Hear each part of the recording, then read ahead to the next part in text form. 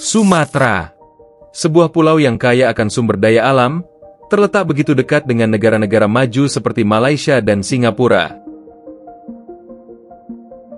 Namun, meski posisi geografisnya sangat strategis, kenapa ya, Sumatera belum mengalami perkembangan yang sepesat Pulau Jawa?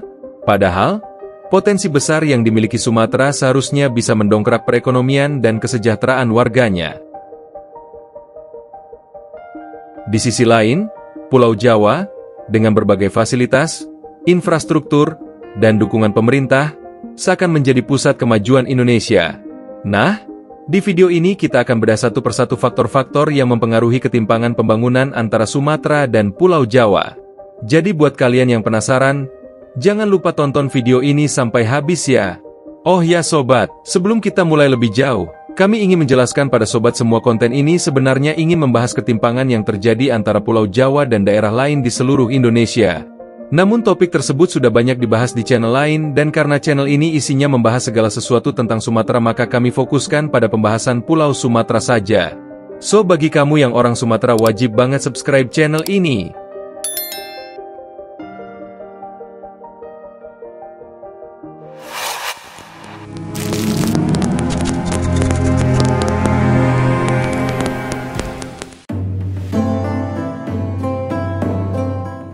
Salah satu faktor krusial yang membentuk ketimpangan antara Sumatera dan Jawa adalah faktor sejarah.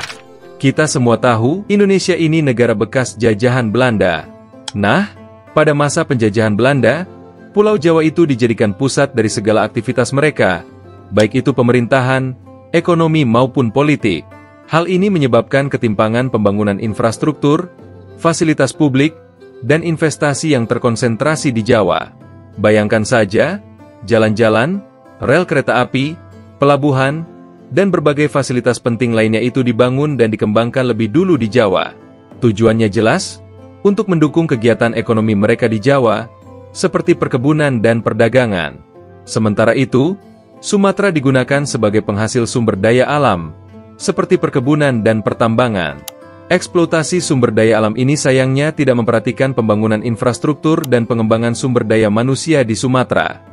Contohnya, pada masa kolonial, perkebunan-perkebunan besar seperti perkebunan sawit, teh dan karet banyak ditemukan di Sumatera.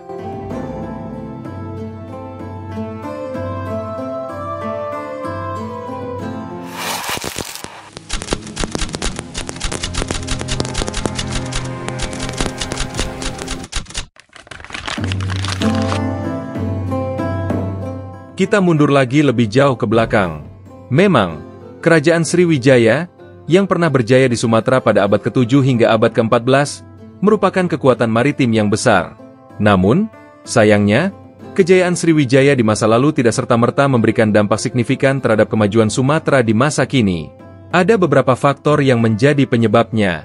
Pertama, setelah Sriwijaya runtuh, muncul kerajaan-kerajaan baru seperti Majapahit di Jawa, sehingga peta politik dan kekuasaan berubah dan jalur perdagangan bergeser. Sumatera tidak lagi menjadi pusat perdagangan utama. Kedua, warisan pembangunan fisik dari Sriwijaya tidak banyak ditemukan.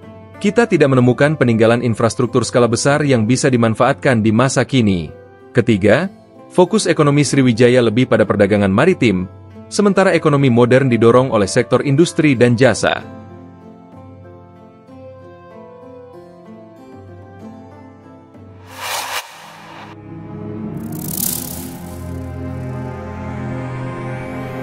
Setelah kita membahas faktor sejarah, sekarang kita masuk ke faktor selanjutnya yang juga penting banget, yaitu infrastruktur.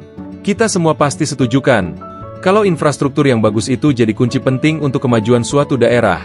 Bayangkan saja, kalau jalanannya rusak, susah dilalui kendaraan, pasti aktivitas ekonomi juga terhambat. Nah, sayangnya, infrastruktur di Sumatera ini masih jauh tertinggal dibandingkan dengan di Jawa. Kita bisa lihat dari kondisi jalan-jalan di Sumatera yang masih banyak yang rusak dan tidak layak dilalui. Selain itu, transportasi publik di Sumatera juga masih belum memadai. Misalnya, kereta api hanya ada di beberapa wilayah saja, tidak seperti di Jawa yang sudah memiliki jaringan kereta api yang luas, bahkan sudah ada kereta cepat. Pelabuhan dan bandara di Sumatera juga masih belum berkembang. Akibatnya, biaya transportasi di Sumatera menjadi lebih mahal, sehingga harga barang-barang juga ikut naik. Hal ini tentu saja sangat mempengaruhi daya saing Sumatera dibandingkan dengan Pulau Jawa. Investor juga jadi mikir-mikir kalau mau investasi di Sumatera karena infrastrukturnya yang belum memadai. Nah, kurangnya investasi di Sumatera ini berdampak pada lambatnya pertumbuhan ekonomi di Sumatera. Lapangan kerja yang tercipta juga lebih sedikit dibandingkan di Jawa. Akibatnya, banyak masyarakat Sumatera yang akhirnya memilih untuk merantau ke Jawa untuk mencari pekerjaan. Padahal, kalau investasi di Sumatera berjalan, potensi Sumatera untuk maju itu sangat besar loh. Sumatera itu punya sumber daya alam yang melimpah, baik itu pertambangan, perkebunan maupun pertanian. Kalau investasi masuk ke Sumatera, sumber daya alam ini bisa diolah dan dimanfaatkan secara maksimal, sehingga akan meningkatkan perekonomian Sumatera dan kesejahteraan masyarakatnya.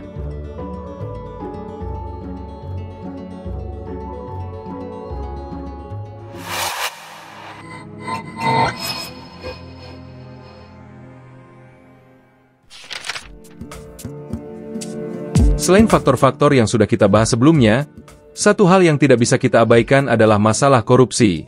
Korupsi ini menjadi salah satu penghambat utama pembangunan di berbagai daerah di Indonesia, tidak terkecuali di Sumatera. Kita sering mendengar berita tentang kasus korupsi di Sumatera Utara, Aceh, Riau, dan provinsi lainnya. Indeks korupsi di beberapa daerah di Sumatera memang masih cukup tinggi, dan ini sangat memprihatinkan. Korupsi ini merusak segala aspek pembangunan. Bayangkan saja, anggaran yang seharusnya digunakan untuk membangun jalan, sekolah, atau rumah sakit, malah dikorupsi oleh oknum-oknum yang tidak bertanggung jawab. Akibatnya, pembangunan jadi terhambat, masyarakat yang dirugikan. Korupsi juga membuat investor enggan untuk berinvestasi di Sumatera dan lebih memilih jalan aman yaitu berinvestasi di Pulau Jawa.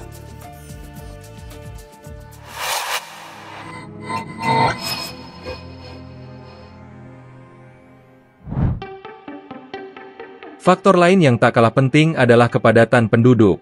Pulau Jawa memiliki populasi yang jauh lebih besar dibandingkan Sumatera. Hal ini menciptakan pasar yang besar dan ketersediaan tenaga kerja yang melimpah, menjadikannya daya tarik utama bagi investor.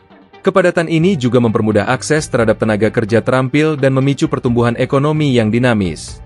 Sebaliknya, kepadatan penduduk Sumatera yang lebih rendah dan tersebar menjadi tantangan dalam pembangunan infrastruktur dan penyediaan layanan publik yang efisien. Namun, di sisi lain, hal ini juga membuka peluang untuk pengembangan wilayah yang lebih merata, asalkan ada strategi yang tepat.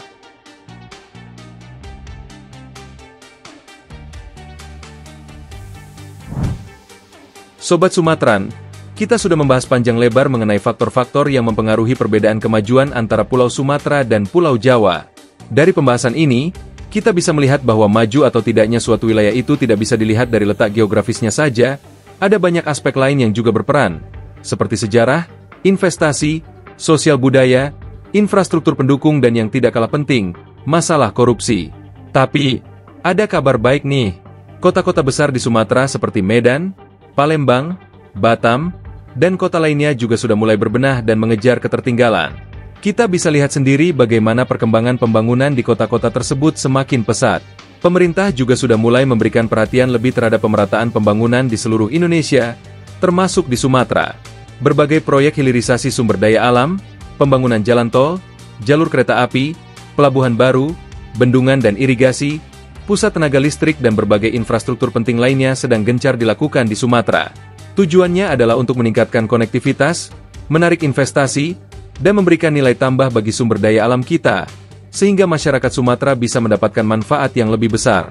Selain itu, adanya pembangunan Ibu Kota Negara, IKN, di Kalimantan juga diharapkan dapat menjadi katalisator bagi pertumbuhan ekonomi di wilayah sekitarnya, termasuk Sumatera. Sekarang saya mau tanya nih sama Sobat Sumatran semua.